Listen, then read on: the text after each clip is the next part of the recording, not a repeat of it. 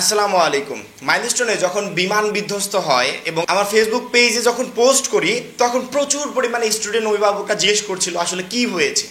এখন আপাতত এই সময় এসে আমার মনে হয় না যে কাউকে বলার প্রয়োজন আছে কি হয়েছে, কারণ প্রত্যেকটা বাংলাদেশের প্রত্যেকটা মানুষ জানে কি হয়েছে। আজকে আমি যে বিষয়টা নিয়ে কথা বলবো, খুবই খারাপ লাগে যে এরকম একটা পরিস্থিতিতে যখন মানুষ মানবতার থেকে ক্যামেরাকে আগে প্রাধান্য দেয়, যখন মানুষ মানবতার থেকে টাকাকে আগে প্রাধান্য, মানে ভিডিওটা সোশ্যাল মিডিয়ায় প্রচুর পরিমাণে ভাইরাল। প্রত্যেকটা মানুষ দেখেছে একটা বাচ্চা পুরোটা শরীর একবারে বার্ন হয়ে গেছে, সে বাচ্চাটা দৌড়াচ্ছে, জামা কাপড়গুলো সব মানে শরীরের সাথে একবারে লেগে গেছে, এরকম একটা অবস্থা। বাচ্চাটা দৌড়াচ্ছে, এই মুহূর্তে ক্যামেরাম্যানটা ক্যামেরা করছে, ভিডিও করছে, তাকে হেল্প করতে যে এগিয়ে যাবে। এরকম শুধু একটা দুইটা ভিডিও না, অনেকে বলবে যে যদি ক্যামেরাম্যানরা না থাকতো তাহলে আমরা নিউজগুলো পেতাম কোথায়। নিউজ তো ভাই সবাই করে, কিন্তু এরকম নিউজ কারা করে? ওইখানে আপনি খেয়াল করে দেখেন 50% প্লাস মানে ক্যামেরাম্যান ওইখানে গেছে জাস্ট তার চ্যানেলে একটা ভিডিও ভাইরাল হবে, তার ফেসবুকে একটা ভিডিও ভাইরাল হবে, এই উদ্দেশ্য নিয়ে। কয়জন প্রফেশনালিভাবে গেছে? এই সমস্ত এরিয়াতে প্রফেশনাল রিপোর্টার বাদে কাউকে তো অ্যালাউই করা উচিত না। প্রায়জনই যাচ্ছে তাদের ব্যক্তিগত কারণে। একটা শিক্ষার্থী, একটা ছোট বাচ্চা সামনের পর এরকম একটা অবস্থায় সে হেঁটে যাচ্ছে, তাকে হেল্প করার মতো কেউ নাই, তাকে কেউ টাচই করছে না, এরকম একটা অবস্থা। এইটা তো আমি বাদ দিলাম। দ্বিতীয় কথা, মানে আমার এখনো পরিষ্কার মনে আছে যখন বন্যা হয়েছিল, 24-এর বন্যা, আমরা তো বিভিন্ন অঞ্চলে ত্রাণ নিয়ে গেছিলাম।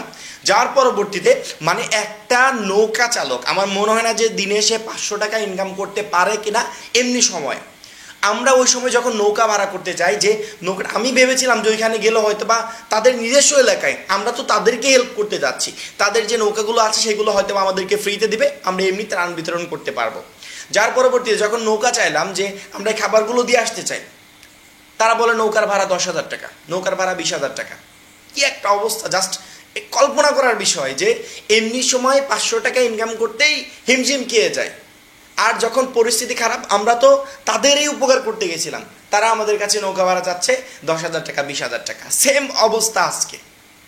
এমনি রিক্সা ভাড়া, যেটুকু পথ রিক্সা ভাড়া 20 টাকা, 30 টাকা, 40 টাকা, আজকে সেখানে রিক্সা ভাড়া 100 টাকা। আমাদের মানে এই জায়গাগুলোতে যাওয়ার মেইন উদ্দেশ্য আগে এইটা হওয়া উচিত যে আমরা 15 জন, 20 জন, 30 জনের একটা টিম গঠন করি। আমাদের উদ্দেশ্যই হবে এইটা, যারা মানবতার আগে এই ক্যামেরা, এই ভিডিওগুলোকে প্রাধান্য দিচ্ছে, এদেরকে একটু সাইড করা, যে কোনো মূল্যে, যে কোনোভাবে এদেরকে সাইড করে দেন। এদের দরকার নাই, এদের ওইখানে দরকার নাই। যারা প্রফেশনাল তারা থাকুক, ওইগুলো নিউজগুলো কভার করুক। এবং আমি বারবার করে ডাক্তারদের মানে বলতে শুনছিলাম ওইখানে যে আপনারা এখানে অহেতুক ভিড় জমাবেন না, ইনফেকশন হওয়ার সম্ভাবনা আছে, এখানে হয়তো ভিড় জমাবেন না। এবং তারা বারবার করে বলছিল যে আজকে বিশেষ করে রক্তের কোনো প্রয়োজন নাই, হয়তো বা রাত থেকে রক্তের প্রয়োজনটা হতে পারে।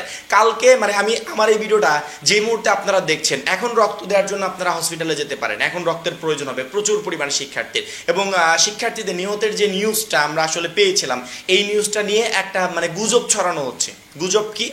মানে একটা ক্লাসে কি পরিমাণ শিক্ষার্থী থাকতে পারে, ওইখানে কতগুলো বিল্ডিং ছিল, কতগুলো ইউনিট ছিল, প্রত্যেকটারই খবর আর খবর কিন্তু আমরা সংগ্রহ করেছি, আমরা পেয়েছি।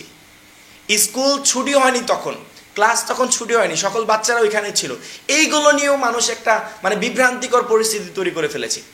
তাও এগুলো নিয়ে সাধারণ পাবলিক তৈরি করছে না, উপর মহলের যারা আছে তারা তৈরি করছে। কেন এই ছোট ছোট বাচ্চাদের এই বিষয়গুলো নিয়ে, এগুলো নিয়ে মিথ্যা ছড়ানোর কি প্রয়োজন? এত বড় একটা ঘটনা সবার সামনে প্রকাশ পাচ্ছে, সবাই দেখছে, শুনছে, তারপরে এগুলো নিয়ে মিথ্যা ছড়াতে হবে। প্রত্যেকটা শিক্ষার্থীকে, আমার এই ভিডিওটাতে সাধারণত প্রচুর পরিমাণে শিক্ষার্থী দেখবে।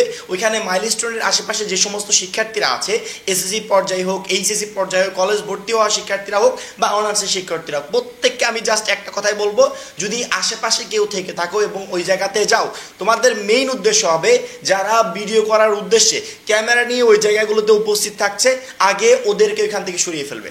এবং যেই রিক্সাওয়ালা 30 টাকা 40 টাকার ভাড়া এখন মানে সুযোগ বুঝে 100 টাকা, তোমাদের তো এই সময় মানে ফ্রি করা উচিত, তোমাদের এই সময় ভাড়াটা ফ্রি করা উচিত, ভাড়াই নেওয়া উচিত না। এরকম একটা পরিস্থিতিতে সেইখানে এখন ভাড়া চাচ্ছে 100 টাকা, 150 টাকা করে। এদের বিরুদ্ধে একটা স্টেপ নেওয়া উচিত। একজন যেমন যাচ্ছে রক্ত দিতে, একজন যেমন যাচ্ছে হেল্প করতে, আরেকটা টিম যাবে এইগুলোকে প্রোটেক্ট করার জন্য, যে এরা কোনোভাবে ওই সমস্ত এরিয়াতে যেন না থাকতে পারে। যাদের কাছে মানবতার আগে মানে ক্যামেরাটা প্রাধান্য পায়, ভিডিওটা প্রাধান্য পায়, যাদের কাছে মানবতার আগে টাকাটা প্রাধান্য পায়, এদের বিরুদ্ধে অবশ্যই স্টেপ নেওয়া উচিত। আমার এই ভিডিওটা মাইলস্টোনের আশেপাশে বা উত্তরাঞ্চলের যে সমস্ত শিক্ষার্থীরা দেখছে, প্রত্যেকের একটা টার্গেট হবে যে আমার ভাইয়েরা কেউ যাচ্ছে রক্ত দিতে, কেউ যাচ্ছে হেল্প করতে, আমরা যাব এগুলোকে প্রোটেক্ট করতে, যে কোনোভাবে এরা যেন ওই সমস্ত অঞ্চলের আশেপাশে না থাকতে পারে। কি একটা অবস্থা, মানে এরকম একটা অবস্থা প্রত্যেকটা, মানে ভিডিও দেখেছে এমন একটা মানুষ নাই যার চোখ দিয়ে পানি পড়ে নাই, এমন একটা মানুষ নেই। সেইখানে এদেরকে বিজনেস করতে হবে, সেইখানে এদেরকে এই বিষয়গুলো নিয়ে ভাবতে হবে।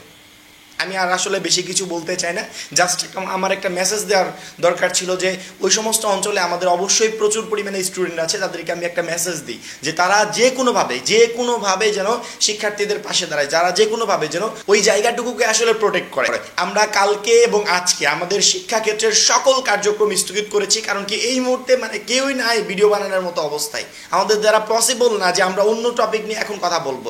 আমাদের জাস্ট ফোকাস আমাদের যে কোনো একটা পোস্টের মাধ্যমে, যে কোনো একটা নিউজের মাধ্যমে একটা বাবা মা তার সন্তানকে খুঁজে পাক, বা একটা শিক্ষার্থী যে বিপদগ্রস্ত সে তার প্যারেন্টসকে খুঁজে পাক। আমাদের সকল প্রচার প্রচারণা থাকবে জাস্ট ওই বিষয়ে, যেন আমরা তাদের কিঞ্চিত পরিমাণ হলেও উপকারে আসতে পারি। এই জন্য আমাদের চ্যানেলের ফেসবুক পেজ, ওয়েবসাইট, প্রত্যেকটা নিউজ মাধ্যমের সকল কার্যক্রম আজকে স্থগিত থাকবে। পরিস্থিতি স্বাভাবিক হলে ইনশাল্লাহ আমাদের কার্যক্রম আবার শুরু হবে। ওই সমস্ত অঞ্চলের আশেপাশে যে শিক্ষার্থীরা আছে তারা অবশ্যই এগিয়ে যাবে, সবাই সবাইকে সাহায্য করবে।